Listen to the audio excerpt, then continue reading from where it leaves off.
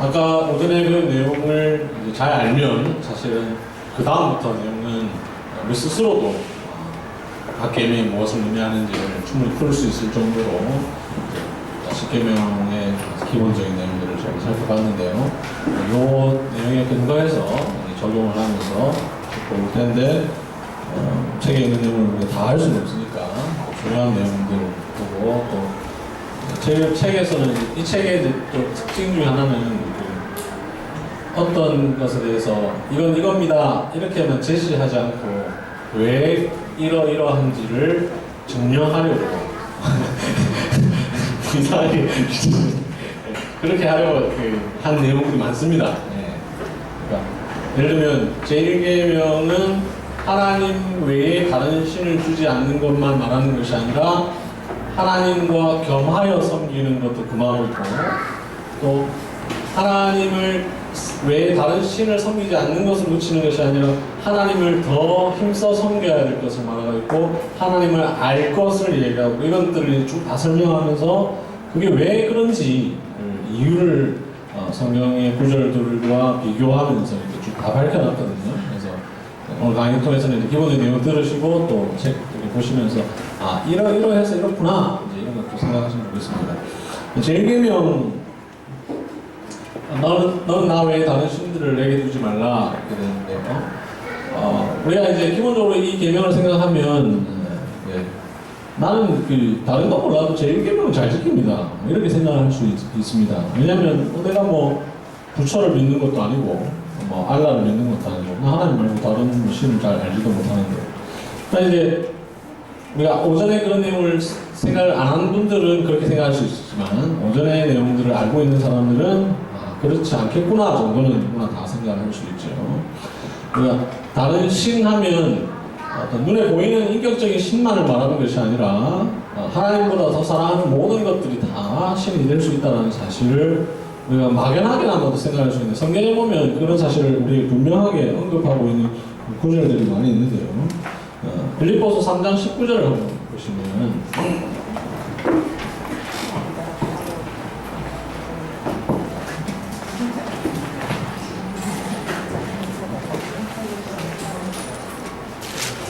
빌립보서 3장 19절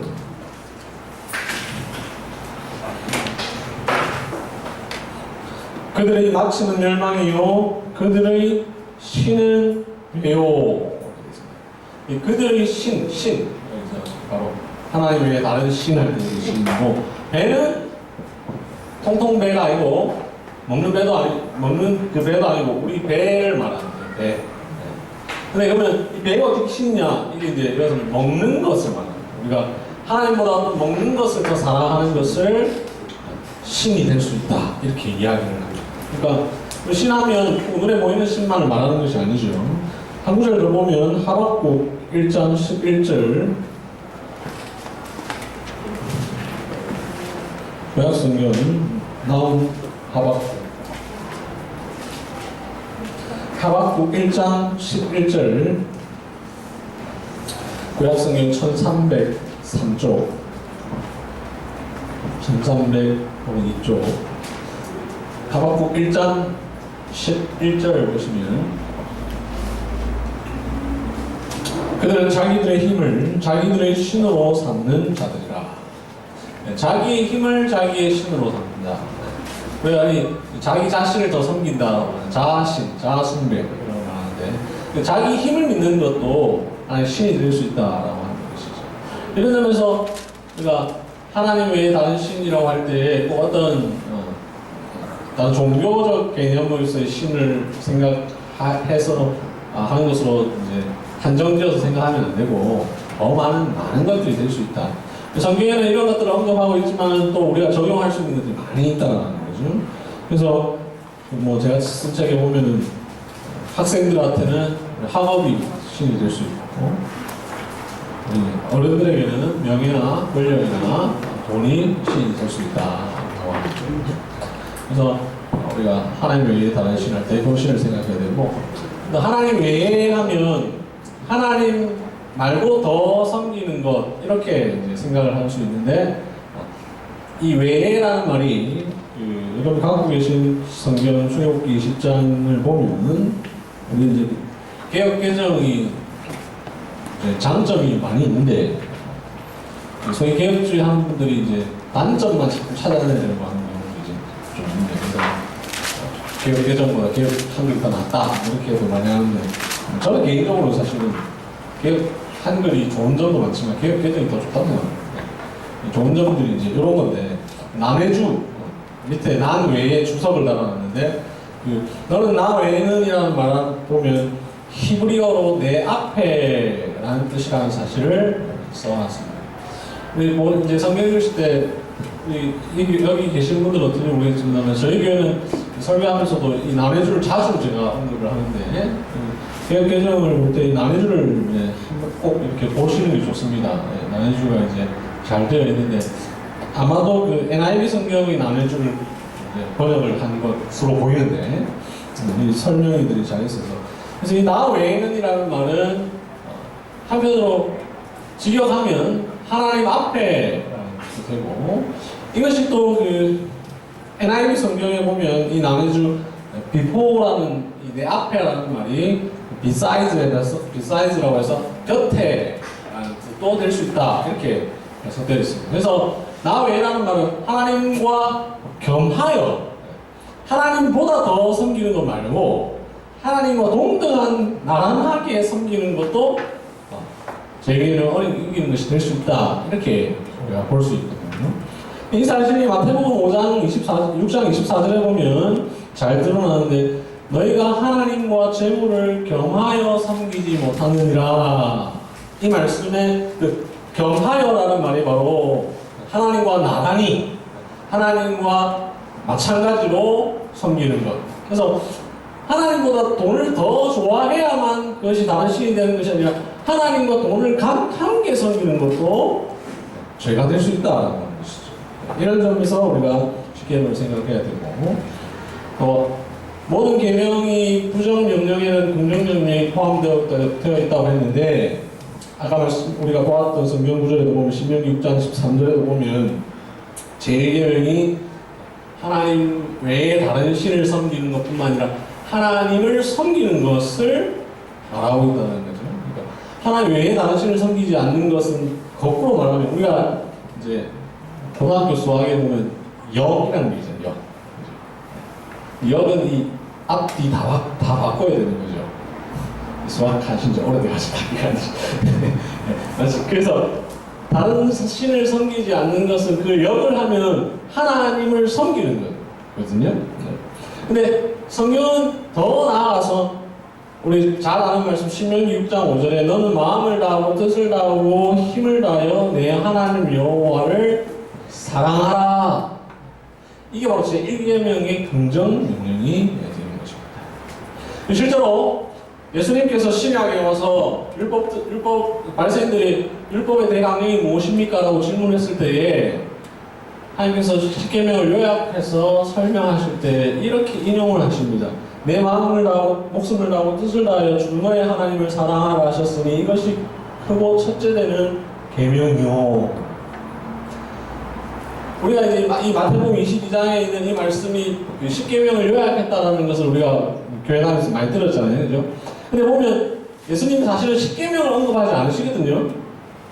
신명기 6장 말씀과 레위기 19장의 말씀을 인용하면서 내 마음과 뜻을 다하여 하나님을 사랑하고 내 이웃을 자기 몸처럼 사랑하라 이렇게 말씀하신다고. 이것이 첫째, 둘째 계명이라고 얘기하시거든요. 예수님이 10계명의 제1계명을 언급하지 않으시고 신명기 6장을 말씀하시는 것은 신명기 6장의 그 말씀이 사실은 제1계명이라는 사실을 우리에게 가르쳐 주십니다.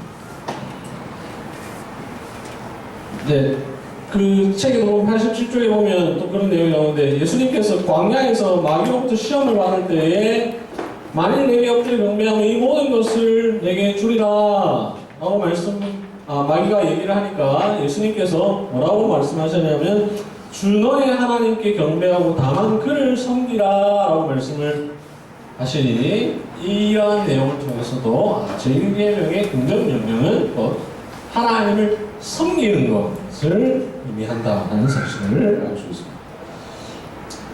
87쪽 밑에 있는 그 호세아서 13장 이 부분은 나중에 책을 한번 읽어보십시오. 설명이 잘 되어 있는.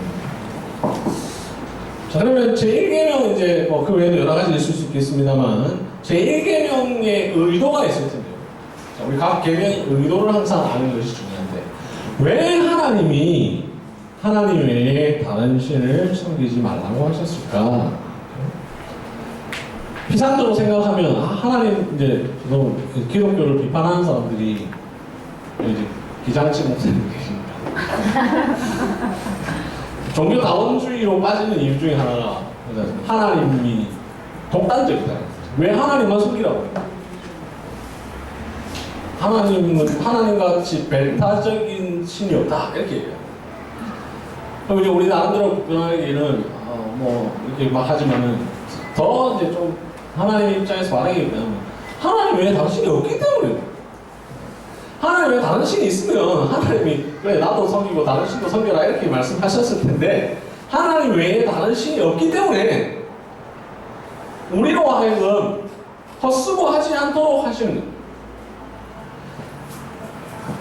우리가 다른 신 다 한번 찾아가 보고 마지막에 하나님한테 오는 게 아니라 하나님 외에 다른 신이 없으니까 그냥 다른 데 가지 말고 나를 섬기라 이런 것입니다. 물론 이제 제1계명이 주어진 당시의 맥락에서는 어떤 의미로 주어졌냐면 출애굽한 이스라엘 백성들의 살아온 배경이 이집트라고 하는 상황이다. 그죠? 이집트는 수많은 신들을 섬기는 나라입니다. 그 사실을 보여주는 대표적인 장면이 이제 출애굽할 때 있었던 10가지 재앙. 그 10가지 재앙은 단지 바로로부터 항복성을 이끌어내기 위한 과정으로 있었던 것이 아니라 이스라엘이 섬기던 여러 신들을 대표하는 신들이 다 헛되다라는 사실을 하나님께서 이집트와 그 이스라엘 백성들에게 모두에게 일깨워 주시기 위한 과정으로서 그렇게 하신 거죠. 그냥 하나님 바로 뭐 첫 번째 장하고 바로 이렇게 출애굽을 시키실 수도 있고 그렇게 하심으로 충분히 바로의 마음을 돌이키실 수도 있음에도 불구하고 하나님께서 그렇게 하지 않으신 이유는 그 모든 신들은 다 헛되고 오직 여호와 하나님만이 참 신이라는 사실을 보여주시기 위함인데요. 그게 1계명이 주어진 첫 번째 맥락인데 이걸 이 1계명의 궁극적인 의도는 하나님께서 우리로 하여금 하나님 외에 다른 신이 없다는 사실을 가르쳐 주시기 위한 하나님의 사랑입니다. 그래서 하나님 배타적이고 하나님 독단적이다라고 생각할 것이 아니라 오히려 하나님께서 정말로 우리를 사랑하셔서 우리를 배려해 주시기 위해서 하나님 외에 다른 신이 없다는 사실을 가르쳐 주기 위한 계명이다라는 점을 생각을 해야 되겠습니다. 그리고 제1계명 하면 우리 제1계명, 제2계명, 제3계명, 제3계명은 다 마찬가지지만 하나님 하면 이제 성부 하나님만을 생각하기 쉬운데 예수 그리스도도 마찬가지고 성령도 마찬가지다라는 사실을 또 염두에 두셔야 되겠습니다. 그 내용은 94쪽에 보면 자세하게 나와 있고요. 제2계명 하면 우리 흔히 1계명을 반복하는 것으로 오해합니다. 실제로 이제 제2계명의 내용을 그냥 우리가 잘 모르고 읽으면 그렇게 이제 오해할 수가 있게 되어 있습니다. 설명이 이렇게 명백하게 나와 있는 것은 아니기 때문에 그래서 그 제2계명이 주어진 이후에 일어난 사건들을 통해서 제2계명이 어떤 의미인지를 또 파악할 수 있고 또 신명기 구절을 통해서 파악할 수 있는데 제2계명이 무슨 계명인지를 정확하게 알 수 있는 가장 대표적인 사건이 우리가 잘 아는 출애굽기 32장에 있는 금송아지 사건입니다. 이스라엘 백성들이 모세가 올라간 뒤에 하나님한테 올라간 뒤에 자기들이 출애굽하면서 전리품으로 받아온 금들을 모아서 송아지를 만듭니다. 왜 그들이 하필 송아지를 만들었을까? 애굽에서 있으면서 자기들이 본 신의 모습이 송아지의 모습입니다. 구약 이제 출애굽할 때 있었던 재앙 중에 악질 짐승에게 악질이 나는 재앙들이 있잖아요. 이게 이제 송아지를 섬기는 신들이 있었기 때문에 그런 게 있었는데 그래서 자기들이 믿는 하나님도 이렇게 생겼겠지 라고 생각하고 금송아지를 만들고, 그래서 금송아지를 만들면서 뭐라고 말하냐면, 자, 우리가 송아지 섬기자 이렇게 말 안 하거든요. 우리가 다른 신 섬기자 이렇게 말 안 하고, 너희를 애굽에서 인도하여 낸 신을 섬긴다 이렇게 얘기해요. 우리를 애굽에서 인도하여 낸 신을 섬긴다. 그 말은 하나님 섬긴다라는 말이에요. 그래서 제2계명의 모습을 보여주는데, 하나님을 금송아지 형태로 만들어서 섬겼던 것, 이것이 제2계명을 어겼던 사건이었던 것이죠. 그래서 제2계명은 하나님 외에 다른 신을 형상화해서 만들어서 섬기는 것을 말하는 것이 아니라, 우리가 하나님을 섬길 때에 그냥 섬기지 않고 어떤 형상을 만들어서 섬기는 방식을 금하는 계명이다 라고 하는 거죠. 자, 그러면 여기도 이제 의도가 있을 터인데, 왜 하나님은 우리에게 형상을 만들어서 섬기는 것을 금하셨느냐 하는 거죠. 그 이유는 하나님의 가장 중요한 속성 중에 하나인 영이시라고 하는 속성 때문입니다. 하나님은 영이시. 하나님을 그래서 볼 수 있습니까? 없습니까? 없습니다. 간혹 하나님 봤다고 말하는 사람들인데 그 사람들 다 거짓말이고, 그거 본 건 하나님 아닙니다. 아닌 걸 하나님이라고 착각하고 봤다고 말하죠. 보는 순간 그건 하나님이 아니에요. 디모데후서에 보면 디모데전서에 보면 하나님은 본 사람이 아무도 없다라고 말씀했기 때문에 볼 수가 없습니다. 하나님은 영이시니, 그 영이라고 하는 속성은 웨스트민스터 소유리문답 제3답에 보면 하나님은 어떤 분이십니까? 라고 물으면서 제일 먼저 뭐라고 하냐면, 하나님은 영이시니, 그 다음 쭉쭉쭉 저는 못 외웁니다. 쭉 나와. 하나님의 속성 중에 가장 대표적인 속성은, 그리고 하나님께서 갖고 있는 많은 속성을 포함하는 속성은 바로 영이시라고 하는 속성입니다. 이 하나님이 영이시라고 하는 것이 왜 중요하냐면, 그것을 통해서 하나님의 모든 부분들을 다 나타내는데, 특별히 하나님께서 갖고 있는 다른 속성 중에 하나가 이제 무소부재하시다 우리가 얘기해요. 영이 아닌 어떤 물리적 존재는 무소부재할 수가 없습니다.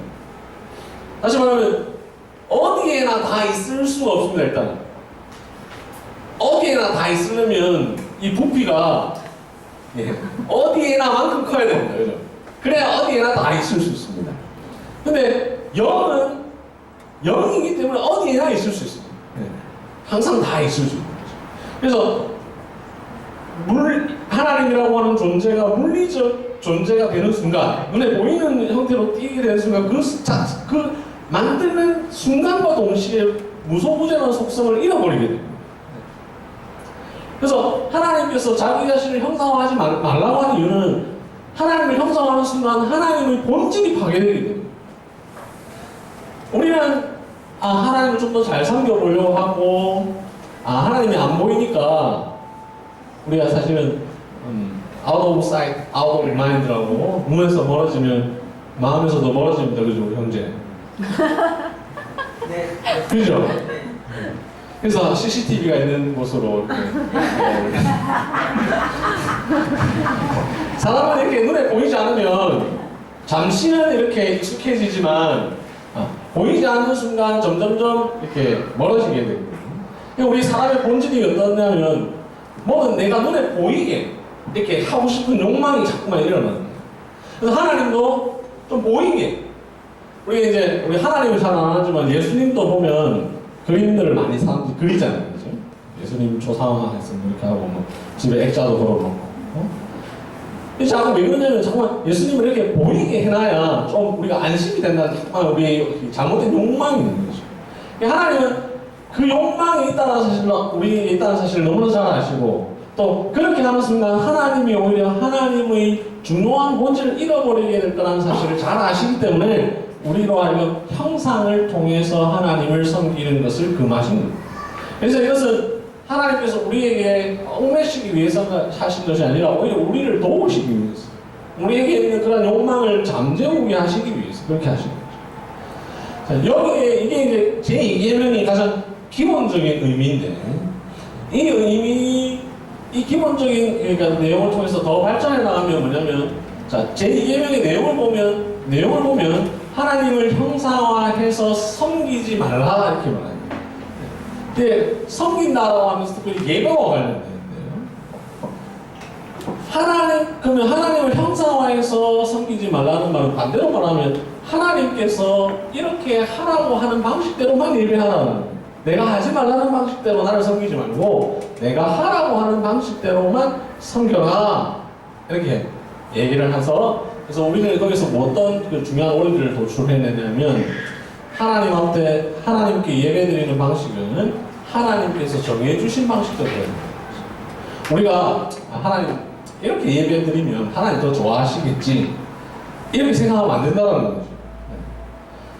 예배를 받으시는 분 입장에서 생각해야지 예배를 드리는 우리 입장에서 하나님 이렇게 받으세요. 됐습니다. 하나님 이렇게 받으시라니까 이렇게 하면 안 된다는 거죠. 받으시는 분이 이렇게 좀 해라. 나를 섬길 때는 이렇게 해라. 그럼 내가 더 좋아한다. 이렇게 말씀해 주셨는데도 불구하고 우리가 하나님 그거 된다니까요. 하나님 잘 모르시네. 그렇게 하면 하나님 별로 안 좋아요. 이렇게 하면 안 되는 겁니다. 하나님께서 우리에게 말씀해 주신 방식대로 예배를 드려야 되는데 그것이 이제 뭐냐면 특별히 개혁교회에서는 그것을 예배에 있어서의 규정적 권리라고 하는 것으로 정리를 해왔거든요. 뭐냐면 우리는 예배를 드릴 때에 우리 마음대로 드리는 것이 아니라 하나님께서 당신의 말씀을 통해서 우리에게 가르쳐 주신 방식대로 예배해요. 제가 그 대학 시절 그 나이가 많은데 97년 즈음에 한국교회에 다 유행했던 것이 열린 예배예요. 열린 예배. 이제 이게 사실은 그때만 일어나는 게 아니라 이 교회 역사를 보면 늘 반복되거든요. 이게 해 아래 새로운 것이 없는 것처럼 우리는 마치 우리 시대에만 이런 일들이 있을 거라고 생각하고 늘 있어 왔는데 뭐냐면 전통적으로 예배하는 방식이 있어 왔던 이유는 그 규정적 원리라고 하는 것 때문에 있어 왔던 거예요. 왜 우리가 오늘날처럼 예배드리는 이런 규격을 갖게 되냐면 성경에서 이렇게 말하고 있고 그것을 옛 신자들이 옛길 교회처럼 옛길을 걸어오다 보니까 그렇게 된 거거든요. 근데 또 시대가 흐르면 사람들이 이런 방식으로 말고 좀 재밌게 예배 들어보자. 특강 종교개혁사 강의했었죠. 그러다 보면 말씀으로 은혜 안 되니까 그 예배당에 빛도 좀 들어오고 모자이크도 이쁘게 하고 이렇게 해야 우리가 은혜가 되지 않겠냐. 자꾸만 사람이 그렇게 생각을 하게 되는 거죠. 그게 이제 자꾸 들어오는데 그게 이제 한국 교회에서는 이제 1990년대 후반에 이렇게 들어온 거예요. 열린 예배. 우리가 예배 시간에 설교 듣고 이런 거 말고 좀 앞에 나와서 연극도 하고 뮤지컬도 하고 이렇게 하면 우리도 기분 좋고 하나님도 기뻐하시지 않겠냐. 이제 이렇게 생각하는데 이게 이제 우리 마음대로 예배. 우리가 원하는 방식대로. 그게 아니라 하나님께서 원하시는 방식대로 예배를 드려야 돼요. 이게 이제 제2계명을 어기는 것이죠. 그래서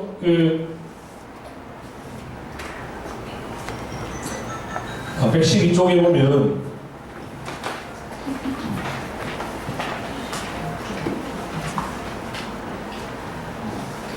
하이델베르 요리문답 96문답 나오고 웨스트민스터 소유문답 50문답 나오고 쭉 나오는데 보면 제2계명을 설명하는 이 요리문답이 가장 먼저 뭘 얘기하냐면 예배를 얘기합니다. 하나님께서 명하지 아니한 다른 방식으로 예배하지 않는 것. 이런 맥락을 알고 이 요리문답을 봐야 됩니다. 우리 요리문답 먼저 보면 잘 이해가 안 될 수 있어요. 근데 이런 맥락에서 이런 내용들이 나오게 된 겁니다. 그래서 우리는 예배에 있어서 제2계명을 특별히 지켜야 하는데요. 이 하나님을 형상화하지 않는 것은 아까도 제가 1계명 할 때도 말씀드렸지만 성부 하나님에 대해서만 생각할 것이 아니라 성자와 성령에 대해서도 마찬가지 생각하는데 오늘 한국 교회는 이제 이 제2계명을 정말 많이 어깁니다. 그러니까 아까 우리가 이제 10계명을 나누는 방식 얘기할 때 로마 카톨릭이 2계명 안 지키니까 임의계명을 뺐는데 우리가 그러니까 저 나쁘고 우리는 의롭다 이렇게 생각하는데 사실은 한국 교회가 2계명을 많이 어기는데 그 곳곳에 교회당 돌아다니다 보면 교회 예배당에 예수님 그림 막 그려놓은 거 있잖아요. 네. 이제 제가 이 책에 보면 그 각주에 써놨지 싶은데, 각주가 본문에 써놨죠. 그 예수님을 양들과 함께. 이게 이제 사실은 제가 무얼 염두에 두고 썼냐면, 저자의 의도했는데, 제가 속한 교단이 이제 고신이잖아요.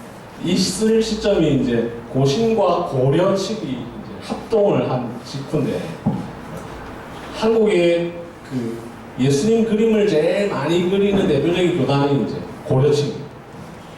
고려 측의 가장 대표적인 교회가 이제 경향교회라고 하는데, 네, 서울의 경향교회, 저희 집에서 그렇게 멀지 않은 차로 한 10분 거리에 있는데, 거기 예배당 그 예배당이 굉장히 큽니다. 뭐 몇만 명 모이는 교회니까. 예배당 입구에 딱 예수님 그림의 양들 쫙. 그리고 그 고려측 교회들은 그 교회의 영향을 아주 많이 받았기 때문에 고려측 교회 가보면은 예배당에 예수님 그림 있는 교회들이 거의 한 70~80%인 경우들이 많아요. 이게 이제 우리가 대표적으로 제2계명을 어기는 거예요. 예수님을 우리가 그리면 안 됩니다. 하나님을 형상화하면 안 되는 것처럼. 왜 그리면 안 되느냐 하는 점을 이제 제 책에서 아주 이제 논리정연하게 매우 재미있게 썼는데, 만약 예수님의 형상이 중요하다면, 예수님의 형상이 우리가 예수님을 섬기는 것이 그분의 외모가 중요하다면, 하나님께서는 2000년 전에 과학을 발달시키셔서 수천만 화소의 카메라를 만드셔서 그때 예수님의 사진을 딱 찍어가지고 우리에게 오늘 모든 교회에 전수시켜 주셨을 거예요. 그게 중요하다. 그런데 사도들도 그렇고 그 누구도 예수님의 외모를 묘사하지는 않았어. 그럼 이렇게 오해할 수 있어요. 이사야 53장에 보면 나오는데요. 그건 외모를 말하는 것이 아니잖아요. 예수님이 어떤 외모를 말하는 게 아니라 그분의 고난 당하심에 대한 묘사죠. 성경은 예수님이 키가 몇이고 뭐 얼굴이 어떻고 이런 걸 전혀 얘기하지 않고 있고, 오늘날 그 사람들이 그려놓은 것을 이제 뭐 많이 들으셨겠지만 그 이제 뭐라고 해야 되나, 혹시 말 표현하나, 하여튼 예수님을 이렇게 좀 이쁘게 그려놨잖아요. 네. 그런 시대의 영향, 그 미술 사조의 영향을 받아가지고 그렇게 그린 거거든요. 근데 뭐 기사 같은 뭐 BBC에서 예수님의 모습을 뭐 추정해가지고 그림을 다시 구성했다고 보면 그냥 저처럼 못생겼거든요. 네. 예수님은 못생겼어요. 그리고 하여튼 그런데 그래서 우리가 예수님에 대해서 그렇게 하는 것은 제2계명을 혹은 우리 황철 목사님 우리 교인들 신방하실 때 이제 각 가정에 혹시나 예수님 그림을 이렇게 그려놨거나 이런 것들을 이제 잘 공부하셔서 상처받지 않게. 이제 제가 이미 여기서 강의를 했으니까 이제 이미 혹시 댁에 있으신 분들은 조심스럽게 이제 돼서 어디 또 잘못 갖다 버리면 또 그게 또 더 연약한 사람들에게 실족함이 될 수 있으니까 조심하시고 있습니다. 성경에 보면 그 제2계명에 관한 예들이 아주 많습니다. 다른 예에 비해서 123쪽, 제 책 123쪽에 보면 7가지 예를 그려놨는데 나중에 한번 보시면 좋겠고, 그 중에서 특별히 이제 124쪽에 있는 5번째 예를 한번 보십시오. 민수기 21장 6절에 보면 노뱀 사건이 나오잖아요. 그죠? 우리 그건 잘 알잖아요. 그죠? 근데 이제 그 뒤에 일어난 한 사건은 사실 잘 모르는데, 열왕기하 18장 4절에 보면은 그가 여러 산당들을 제거하며 주상을 깨뜨리며 아세라 목상을 찍으며 모세가 만들었던 노뱀을 이스라엘 자손들이 이때까지 향하여 분양함으로 그것을 부수고 누후스단이라 일컬었더라. 그 사람들이 그때 있었던 노뱀을 어떻게 그걸 보관을 해가지고 그걸 가지고 여전히 거기에 절을 하고 있었다는 거죠. 마치 우리 비유하자면 이렇습니다. 예수님께서 십자가에 달려 죽으셨는데 그 십자가 사람들이 떼가지고 그거 아직까지 보관하면서 거기에 절하는 것 같은 것이죠. 그걸 하는 이게 다 제2계명을 어기는 거죠. 우리가 이제 예수님께서 달리셨던 십자가가 왜 아직까지 보관되어 있지 않을까? 혹은 왜 사도 바울이 쓴 성경이 아직까지 보관되어 있지 않을까? 이런 의문들을 가질 수 있는데, 어떻게 보면 이게 이제 하나님께서 우리를 향한 배려라고 하실 수 있습니다. 우리로 하여금 제2계명을 어기지 않도록 하시는 겁니다. 사람은 다 이 우상을 만들려고 하는 공장과 같아서 자꾸만 그런 것에 이제 집착을 하죠. 특별히 이제 로마 가톨릭 천주교인들이 그렇게 많이 하죠, 그죠? 그래서 로마에 있는 바티칸에 있는 바티칸 대성당, 베드로 성당, 그게 이제 보통 어디에다가 건축했다고 보통 이야기합니까? 네, 베드로의 무덤. 그거 별로 중요하지 않다고 그게 의미를 부여하는 거죠. 진짜 베드로의 무덤인지 아닌지 잘 모르겠습니다만. 사람은 자꾸 그렇게 어떤 의미를 부여하는 거예요. 이제 그래서 저는 이제 개인적으로 어떤 자꾸만 뭘 기념하는 거 이거 굉장히 이제 조심하고 잘 안 하는. 저희 교회 같은 경우는 이거는 비판적으로 얘기하는 건 아니고 여기 해도 상관없는데 저희는 이제 교회 개척한 지 한 4년 됐는데 아직 한 번도 이제 교회 설립 기념 이런 거 안 했습니다. 이제 안 하는 이유는 저는 이제 그런 아까 방금 말씀드린 것처럼 자꾸 뭘 그렇게 기념하게 되면 이 기념이 끝도 없거든요. 네. 안 그래요? 다 기념, 우리 연애를 해도 그렇잖아요. 100일 기념 하다 보면 다 맨날 기념이죠. 기념 안 할 게 있습니까? 이제 그래서 안 하기도 하고, 또 하나는 저는 교회 역사가 2000년인데 이 4년 된 교회에 기념할 게 있나. 그래서 실제로 재밌습니까? 이런 데 웃으시네요. 네. 이 교회 2000년 역사에 4년 된 거 이거 기념하는 게 별로 의미가 있겠나. 한국 교회 보면 한국 50주년 기념하는데 유럽 교회 가보세요. 교회 1000년 된 교회 엄청 많거든요. 길 다니는 다 1000년 교회 설립 1000년 이렇게 다 우리 50년 한 게 의미가 있겠나. 이래서 이제 안 하는데 그렇다고 저는 이제 하는 교회는 나쁘다 이렇게 생각하지 않습니다. 할 수도 있다고 생각하는데 이제 저는 그런 의도로 해서 이제 잘 안 하는 거예요. 기념하다 보면 끝이 없습니다. 성지순례, 우리 흔히 말하는 성지순례, 성지순례하는 거는 저는 편이 아니지만, 가보면 기념교회 많잖아요. 우리 교단도 보면 올해도 종교개혁 500주년 기념교회 설립했다. 교회라는 것은 뭘 기념하기 위해서 세우는 게 아니라, 예수님 그리스도의 보혈로 말미암아서 주께서 우리를 부르셔서 세워지는 것이지, 기념교회 자꾸 이렇게 만드는 것은 좋은 것이 아닙니다. 그거는 자꾸만 그렇게 되면 사람은 우상화하게 됩니다. 일곱 번째 예도 보면 우리가 하나님께서 말씀하신 방식대로 예배를 드려야 된다라고 할 때에 저는 이제 특별히 다른 책에서도 이런 걸 이제 언급했는지 모르겠습니다만 10계명을 다루면서 이제 저는 이 부분을 중요하게 생각하면서 넣었는데, 우리가 성찬을 함부로 행하는 것, 이것도 제2계명을 어기는 것이다. 그래 보면 고린도서 여기 내용에 보면 합당하지 않게 먹고 마시는 데 대해서 30절에 보면 잠자는 자도 적지 아니하니 이런 말씀입니다. 여기 계신 분 다 아시겠지만은 성경에서 잠자다 이 말은 잔다는 말이 아니고요. 죽었다는 뜻이거든요. 고린도 교회가 하나님 앞에 성찬을 제대로 참여하지 못하니까 거기 병든 자도 있고 죽은 자까지 생겼다는 거죠. 이제 오늘날에는 그러한 일이 발생하지는 않습니다. 계시 종교 이후를 살아가고 있기 때문에 그것이 일어날 수, 하나님께서 아주 주권적으로 역사하셔서 옛길교회가 성찬을 방해시 하지 못할 때 예길교회 성도 중에 누가 죽는 일이 발생할 수도 있을지 모르겠지만 이제 그럴 가능성은 거의 없는데 이 계시적 의미로 우리에게 주신 거거든요.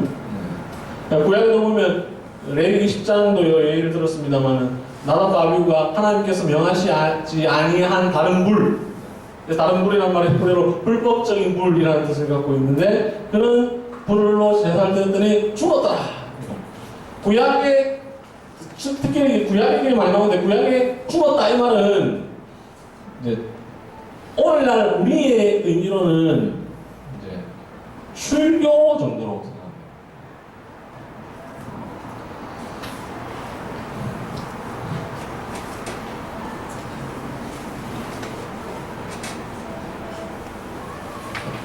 자, 제 3계명. 이해 다 되십니까? 네.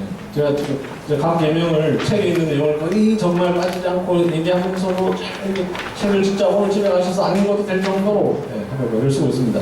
제3계명, 너는 내 하나님 여호와 이름을 망령되게 부르지 말라. 그래서 망령되게라는 말은 헛되게라는 뜻이에요. 1차적으로 in vain, 영어로 in vain이라는 뜻이에요. 헛되이 혹은 뭐 여기 보면 134쪽에 보면 나오는데 함부로, 잘못, 거짓. 하나님의 이름을 함부로 부르는 것 혹은 잘못 부르는 것을 금하는 것이 제3계명입니다. 그러면 여기도 이제 우리가 항상 각 계명을 적용해 나가려면 각 계명의 의미를 생각해야 되는데 왜 하나님은 우리에게 하나님의 이름을 함부로 부르지 말라라고 말씀하셨을까? 그 의도가 있을 텐데 그 의도는 바로 하나님의 이름은 곧 하나님 자기 자신입니다. 자, 우리가 일반적으로 옛날에 우리 이제 어릴 때 별거 아니지만 빨간색으로 자기 이름 쓰면 기분 나쁘잖아요. 그 왜냐면 빨간색 자체보다도 이름과 자기 자신은 하나거든요. 자기 이름과 자기를 분리된 어떤 좀 더 다른 게 아니라 거의 본질적인데 우리도 하물며 그런데 사실 하나님에게 있어서는 더더욱 그런 왜냐하면 이유가 중요한데 하나님께서 구약에서 자기 자신을 계시하실 때 항상 무엇으로 계시하냐면 자기의 이름으로 계시하십니다. 나는 여호와니라. I am who I am. 나는 스스로 있는 자니라. 나는 야훼니라. 이렇게 자기 이름으로 하나님 자기 자신을 계시해. 나는 전능한 하나님이라. 엘 샤다이. 자기 자신의 이름을 통해서 항상 계시해 주시니 하나님의 이름은 중요하다는 사실이 있는 거죠. 또 이 세상의 모든 사람은 자기 이름을 자기가 짓지 않습니다. 자기 이름 자기가 지으신 분 있습니까? 없죠? 부모님이 지어주거나 할아버지가 주거나 간혹 장명수 아저씨가 지어주거나 이렇게 되지 자기가 자기 이름을 짓는 경우는 없습니다. 뭐 간혹 이제 개명을 한다든지 뭐 이런 게 있을 수 있겠지만 이제 그런 예외까지 저한테 밀고 들어오시면 제가 할 말이 없네. 근데 하나님은 자기 자신의 이름을 자기 스스로 밝히셨다는 거죠. 누가 지어주신 것이 아니라 이런 점에 있어서 하나님의 이름은 하나님 자기 자신이기 때문에 하나님의 이름을 함부로 하는 것은 하나님 자기 자신에 대한 도전이 될 수가 있는 거죠. 그래서 너는 나의 이름을 함부로 부르지 말라. 헛되이 부르지 말라. 함부로 부를 경우에 하나님이 잘못 사용되어지고 하나님이 오해되고 하나님이 남용될 수가 있기 때문이죠. 이걸 이제 제가 오전에도 말씀드렸듯이 제 책의 특징이 각 계명을 예배에 항상 적용하려고 한다고 하는데 제3계명은 예배와 아주 밀접한 관계가 있는데 그 이유는 제가 억지로 적용한 게 아니라 실제로 그러하기 때문인데요. 성경에서 하나님의 이름을 부르다라는 말을 항상 예배드리다라는 말의 수거로 사용됩니다. 창세기 4장 26절에 보면 그때 비로소 사람들이 여호와의 이름을 불렀더라 이렇게 얘기했는데 그걸 문자적으로 이해해서 그 전에는 한 번도 여호와라는 이름을 부르지 않았다가 이제 처음으로 불렀다라는 말도 아니고 또 혹은 여호와 이렇게 했다는 말이 아니라 예배를 드렸다라는 말을 그렇게 표현합니다. 성경을 우리가 이제 잘 이해하려면 성경에 나오는 수어를 이해하는 것이 매우 중요한데 대표적인 것 중에 하나가 이제 떡을 떼며라는 말입니다. 떡을 떼며라는 말이 무슨 의미입니까? 성찬을 행했다라는 말의 수어죠. 근데 그걸 오해가지고 성경에 떡을 떼겠지 언제 포도주를 나누라 했는데 이렇게 하면 안 되고 어느 교회처럼 식당에 떡을 떼며 해가지고 붙여놓고 또 어떤 교회는 처음 들어보셨어요? 네. 식당에 떡을 떼며 붙여놓어요. 밥 먹는데 진짜. 네. 그 구절을 밥 먹는 거로 생각합니다. 심지어 어느 교회는 주일마다 떡 빼달 아저씨가 왜 이렇게 많이 와? 네, 제가 섬겼던 어느 교회. 왜 그렇게 해서 그런지 정확하게 내가 물어보지는 못했어요. 내가 물어봤다가 진짜 그러면 제가 상처받을까봐. 정말 그런 이유였다면 제가 너무 충격받을까봐 물어보지는 않았는데 그 여전도에 원래 하면 맨날 떡을 시켜 먹어요. 그래서 매주 또 여전도에 많고 남들도 많은데 떡이 매주 와요. 근데 제가 보기에는 떡을 떼면하는 말씀을 그렇게 이해한 것 같아요. 실제로 제가 들었던 설교 중에 사도행전 2장 42절 말씀을 가지고 목사님 설교하면서 보십시오. 초대교회는 떡을 뗐습니다. 여러분 교회는 먹는 게 정말 중요합니다. 같이 우리가 함께 식사하는 게 얼마나 중요해요. 이런 설교를 들어본 적이 있습니다.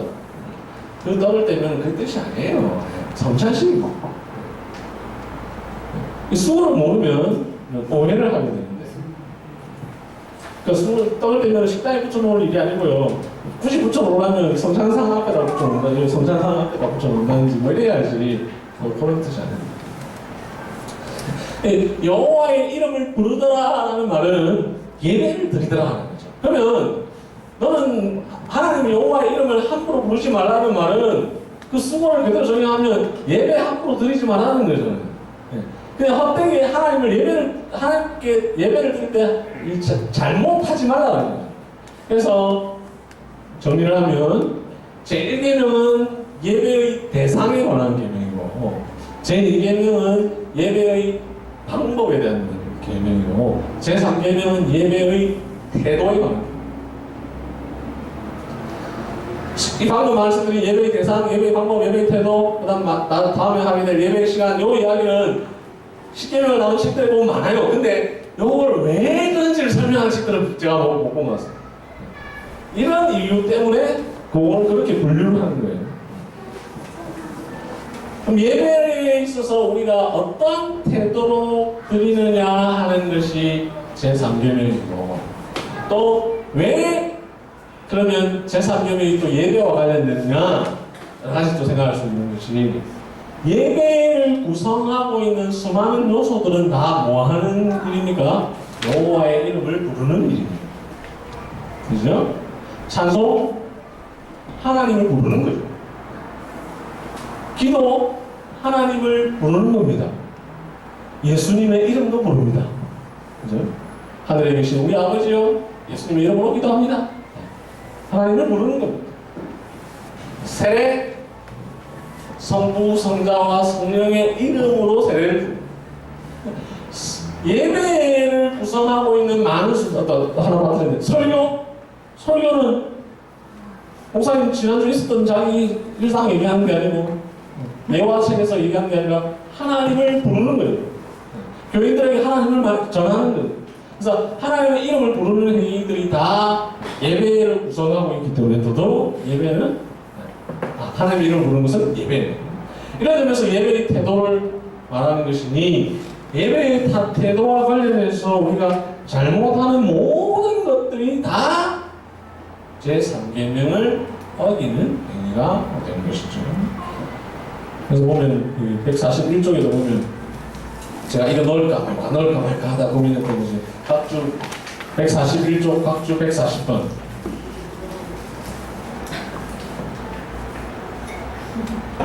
이거 제가 넣을까 말까 고민을 많이 했던 이유가 이제 우리 교단 관계자들이 보시고 제가 안 줄까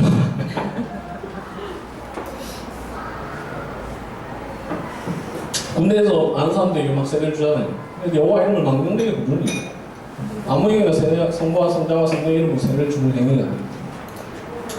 그러면 보면 140쪽에 보면 예배 시간에 옆 사람과 잡담을 하거나 휴대폰을 만지거나 충고에 오탄을 찾거나 멍하니 다른 생각을 하는 것은 여호와 이름을 망명되게 부르는 일입니다. 찬송을 부르고 기도를 드리지만 입술로만 여호와 이름을 부를 뿐 정작 마음과 영혼이 하나님께 집중하지 못하면 제3계명을 어깁니다.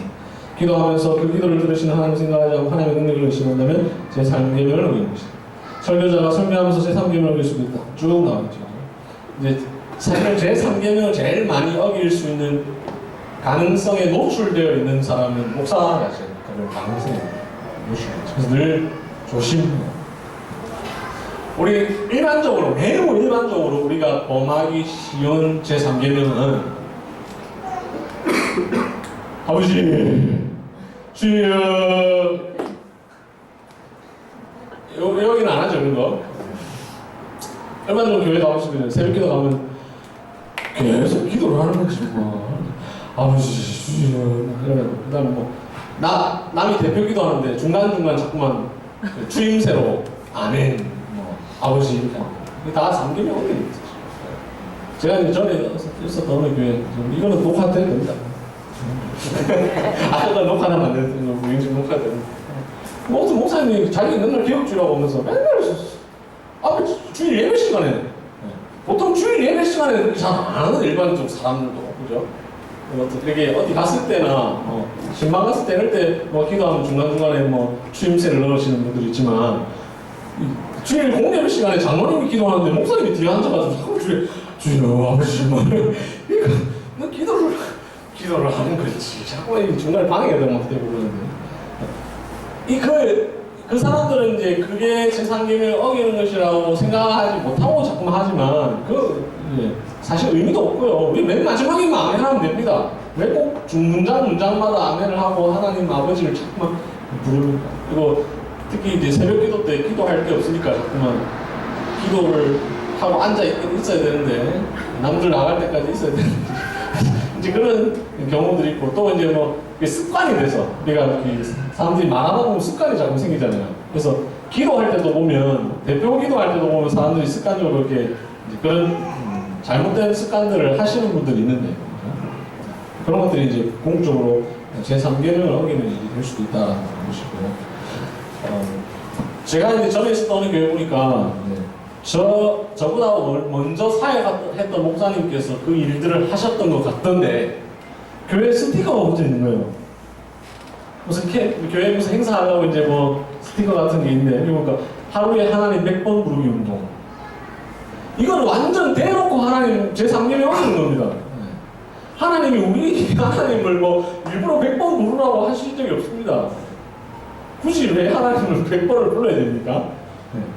우리 겸손하게 살면 되고 하나님 말씀대로 살면 되지 꼭 입에서 하나님이라는 말이 하루에 100번이 나와야 되는 거 아니잖아요.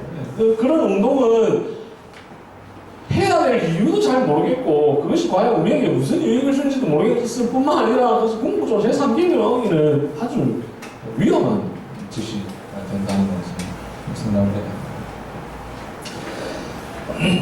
144쪽에 보면 제3계명을 이제 맹세와 서원이라는 관점에서 우리 웨스트민스터 신앙고백서를 보면 맹세와 서원을 한 장에서 할애를 해서 다루고 있습니다. 152쪽에 보면 나와 있는데 제22장은 합법적인 맹세와 서원. 이제 제 책에서 이제 특별히 강조하고자 하는 것 중에 또 하나가 뭐냐면 많은 책들이 그 대의문답이나 소유문답, 하이데베르문답에서만 10계명에 관한 요소들을 끌어내는데 웨스트민스터 신앙고백서에도 10계명이라는 말은 하지 않지만 10계명으로 적용할 수 있는 많은 요소들이 다 다루고 있는 것들이 있는데 그 대표적인 것 중에 하나가 이제 바로 이 제22장 또 하나는 제24 몇 장이지? 제21장 좀 예배원 이제 22장이 제3계명 맹세와 서원에 관한 것입니다. 왜 맹세와 서원이 제3계명을 어기는 것이냐? 그리스도인들이 하는 모든 맹세들은 다 하나님의 이름 앞에서 하는 것이기 때문에. 그리고 여기 뭐 책에 자세하게 설명이 되어 있을 텐데 성경 구절들을 보면 맹세가 곧 하나님의 이름으로 하는 것이라는 사실을 분명하게 우리에게 언급하고 있거든요. 그래서 우리가 잘못된 맹세와 서원을 하는 것은 하나님 앞에 제3계명을 어기는 것이죠. 그 대표적인 것이 우리 교단에도 그런 게 많은데 고신대 신학과에 가면 왜 여기 왔어요? 이렇게 물어보면 다 한 30%는 이렇게 얘기해요. 어머니가 뱃속에 있을 때 목사되라고 서원해가지고 이렇게 니는 왜 왔는데? 그 엄마 서원해서 온 거야. 그 서원할 때 니는 알았나? 아니고 당연히 몰랐지. 그럼 왜 니가 지키노? 너가 엄마가 지켜야지. 그리고 여러분들 혹시 보신 적 있습니까? 저는 목사로 서원했다는 사람 봤는데 장로로 서원해서 장로가 됐다는 사람은 못 봤어요. 왜 목사로 서원입니까? 그리고 목사 서원했으니까 목사 돼야 되면 장로 서원하면 다 장로 돼야 됩니다. 그러면 교회 안에 장로 되고 싶은 사람 엄청 많을 텐데 다 저는 장로 되려고 서원했으니까 장로 해야 됩니다 이렇게 할 수 없잖아요. 그래도 자기 엄마가 목사 되려고 소원했는데 왜 그 엄마 때문에 수많은 교인들이 고생해야 됩니까? 목사로서 아주 좋은 자질을 있는 분이 결국 됐다면 상관없지만 그렇지 못한 사람이 단지 서원 때문에 목사가 되었을 경우에 그 사람이 목회하게 되면 수많은 교인들은 도대체 무슨 죄입니까? 네. 이 서원을 함부로 하는 것은 다 제3계명은 목사직은 서원할 대상이 아닙니다. 그래서 내적 부르심과 외적 부르심을 통해서 확인되어야 될 일이기 때문에 부모의 소원을 될 일이 전혀 아니에요. 본인 자기 자신의 내적 소명이 제일 중요하보다 더 중요한 것은 교회의 확인을 통한 소명 확인이 중요한 것이죠. 그래서 내가 되고 싶다 이 대응이 아니거든요. 맹세와 서원은 제3계명 어기는 것이고 또 맹세와 서원이 우리의 일반적으로 적용할 수 있는 것은 바로 우리가 세례를 받을 때 서약한 것, 직분자로 서약한 것, 교회 앞에서 행하는 많은 우리의 다짐들 이런 것들이 다 공하는 계명, 제3계명이 될 수가 있겠습니다.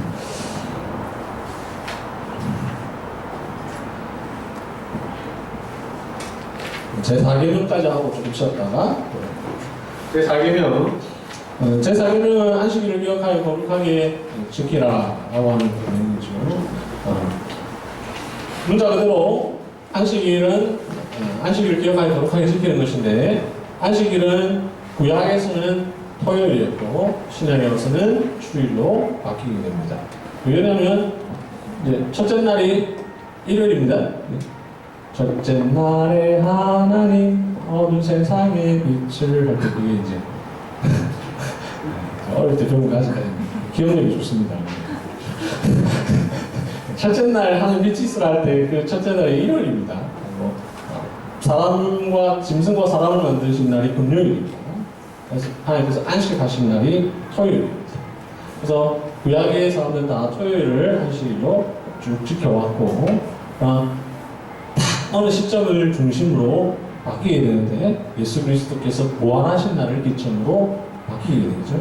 예수 그리스도께서 안식 후 첫날, 안식일이 토요일이니까 안식 후 첫날, 그래서 일요일 그날에 새벽에 부활하셨기 때문에 우리는 그날을 기점으로 이제 오고 오는 교회들이 다 일요일을 그리스도인의 안식일로 지키게 됩니다. 이거 간단한 겁니다. 간단한 원리. 물론 이제 성경에서 아마 언제부터 정확하게 딱 일요일 딱 지키고 토요일 딱 없앴는지를 이제 명확하게 얘기하지 않는데 아마 이제 그냥 추정컨대 같이 하다가 점점 이렇게 확 넘어갈 가능성이 있는데 근데 이제 명확하게 성경에 드러나는 것은 사도행전 20장 7절에 보면 그 주간의 첫날에 떡을 때려 하여 모였더니 라는 말씀이 나오거든요. 이전번에 보면 안식 후 첫날에 떡을 때려 하여 모였더니 아까 제가 떡을 때려라는 말을 예로 든 이유가 바로 여기에 있습니다. 왜 그 주간의 첫날에 떡을 때려 하여 모였더니가 주의